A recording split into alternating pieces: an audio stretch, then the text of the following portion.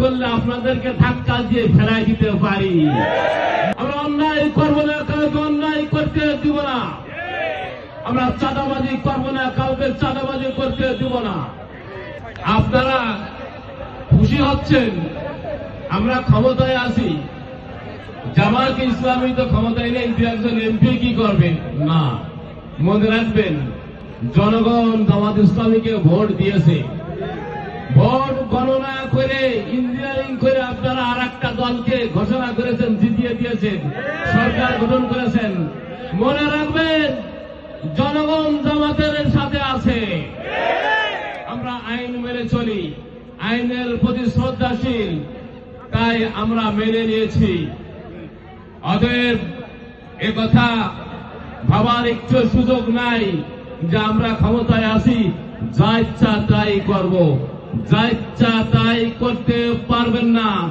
জনগণ আমাদের সাথে আছে। জনগণকে সাথে নিয়ে আমরা ইচ্ছা করলে আপনাদেরকে ধাক্কা দিয়ে ফেলাই দিতে পারি, মনে রাখবেন। অতএব অন্যায় আচরণ আপনারা করবেন না। জনগণ আমাদের ভোট দিয়েছে, আমরা বলেছি আমরা দুর্নীতির বিরুদ্ধে জিরো টলারেন্স নীতি অবলম্বন করব।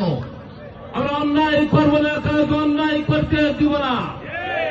আমরা চাঁদাবাজি করবো না, কাউকে চাঁদাবাজি করতে দিব না।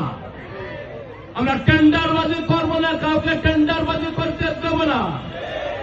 ন্যায় ইনসাফ ভিত্তিক সমাজ প্রতিষ্ঠা করবো আমরা। এই কারণেই তো মানুষ আমাদের ভোট দিয়েছে, নাকি? অতএব আমরা সকল অন্যায় অপকর্মের বিরুদ্ধে। সম্মানিত ভাই সাহেব, আমরা যে সমস্ত কথা বলেছি,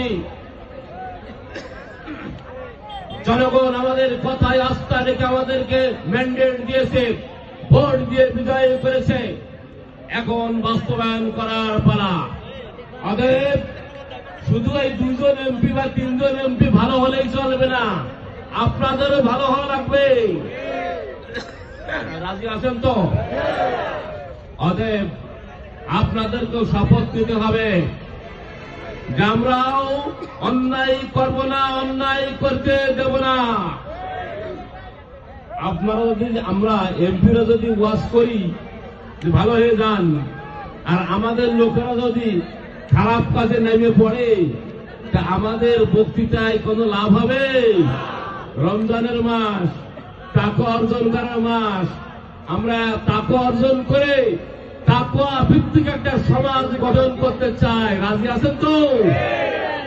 অতএব আমি কথা আর বাড়াতে চাচ্ছি না, ইফতারের সময় হয়ে গেছে তো। ভাবে নামাজ কালাম পড়বেন, কুরআন হাদিস অধ্যয়ন করবেন, দান সদকা করবেন, ভালো মানুষে পরিণত হবেন, সমাজকে নিজেরা ভালো হবেন, সমাজকে, সমাজের মানুষকে ভালোর দিকে আহ্বান করবেন। রাজি আছেন তো? না পান হাত উঁচু করবেন, আপনার ওই জায়গায় পৌঁছে যাবে। আমাদের